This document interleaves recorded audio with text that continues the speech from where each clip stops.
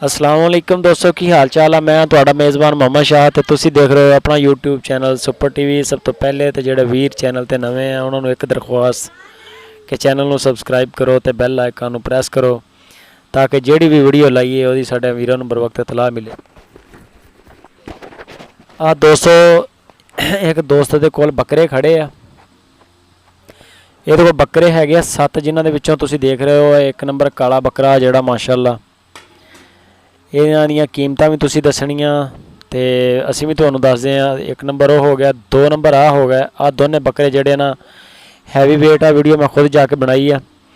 ये दोनों बकरे जोड़े हैं माशाल्लाह अच्छे बकरे आ और कह सकते हो कि ना जो 38 किलो वज़न है। एक बकरा इन्हां चों आ वा, 2 जेड़े भारे आ। ये माशाल्लाह जी एक घर है इत्थे साडे शहर दे नाल ही बिल्कुल उत्थे बंदे दे पाले होए आ। घर ही उन्हें बिल्कुल छोटा जिहा सैटअप बनाया। 7 बकरे इन्हें फार सेल करने कुर्बानी लई। एक बकरा आ है जेडे 2 हैवी वेट आ। दोने ठीक हो गया जी। ये वीडियो तुसी एंड तक देखनी है इंशाल्लाह ते रेट का भी तुसी दसना फाइनल रेट इहदा। एक आ काला बकरा, एक आ लाल बकरा बकर काले दे ठीक हो गया। एक आ जेड़ा लगा खड़ा खारिश कर रहा जेड़ा, एक आ बकरा माशाल्लाह यह भी बकरा थोड़ा जिहा वेट च सीगा। एक आ बकरा है यह भी बकरा ठीक है वेट च, यानी कि एडा माड़ा नहीं सीगा। ये हो गया टोटल 7 बकरे। इस 7 के 7 फार सेल है दोस्तों। तो जे अगर कोई भरा इंटरस्टड है तो वह भी सानू दसे कॉमेंट च आवे तो असीं उन्होंने इंशाल्लाह रिप्लाई करांगे। यह बकरा हो गया जी। ये जो छोटे 4 बकरे इन्हां दा चारां दा इन्हां ने 35 हज़ार रुपया मुल कीता। 4 बकरे ये 6 बकरे है इन्हां को टोटल। 4 बकरे ऐसे है जिन्हां दा इन्हां ने मुल कीता 35 हज़ार रुपया। एक आ काला हो गया। काले का वैसे मुल ज़्यादा कर रहे थे लेकिन असी इन्हों को ढेरी बनवाई है भी ढेरी दसो तुसी सानू। काले का वैसे 40 हज़ार रुपया पहले मांग रहे थे। आ काला बकरा एक काले बकरे के मगर खड़ा सीगा इत्थे रेड कलर का बकरा, वो भी तुहानू दिखाने यह तो बकरी आ जिहड़े बकरे 2 इन्हां दा 45 हज़ार रुपया डिमांड आ मालक की। यह 2 बकरे जिहड़े आ ये हैगे आ तकरीबन तुसी कह लो कि मन के करीब है 19-20 का फर्क हो जाएगा। अल्लाह पाक बेहतर जानदा। ये है कि जानवर वजनी सीगे माशाल्लाह। ये दोनों बकरे जिहड़े ना मैनू बड़े पसंद आए सी इन्हां दे, लेकिन वो कीमत भी इन्होंने चंगे पैसे मंगे आ।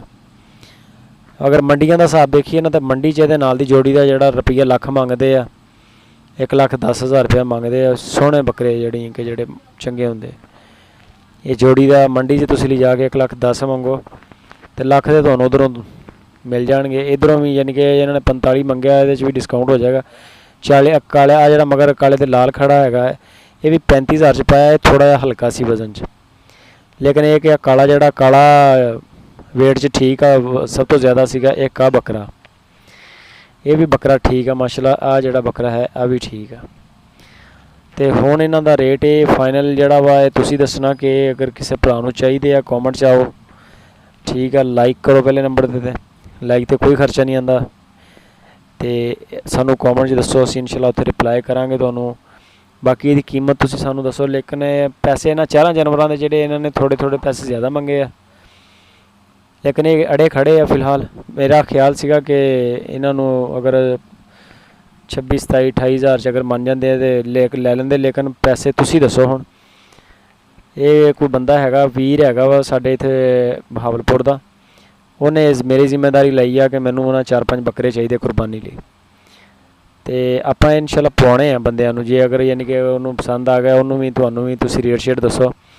आ 2 बकरे तो मैनू बड़े पसंद आए, लेकिन इन्हां ने मुल थोड़ा ज़्यादा किया।